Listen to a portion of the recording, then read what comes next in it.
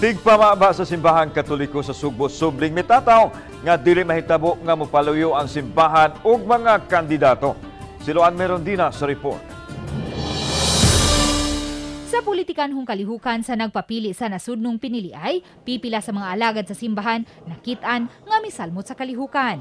Subling gipasabot ni Monsignor Joseph Tan, Archdiocesan Media Liaison Officer, nga walay opisyal nga kandidato nga paluyuhan ang simbahan. Kung nahitabo man nga adunay mga pare o mga madre nga nagpadayag sa ilang gustong paluyuhan, personal nila kining baruganan ug way labot niini ang simbahang Katoliko. Gani makakita mo doon mga pare nga pro aning tawhana, doon mga pare nga pro atong tawhana, but never to speak of it in the name of the Catholic Church. Midugang si Tan nga bisan siya adunay nagustuhang kandidato apan dili na niya kini mamahimong ipadayag samtang nagsaulog sa misa. Church and state division is a division based on competence. Ang competence sa simbahan is to form consciences.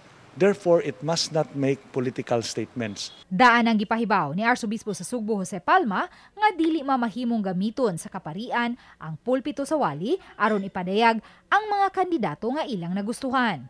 Uban ni Cleofer Lumayag, Luan Merondina, Balitang Bisdak.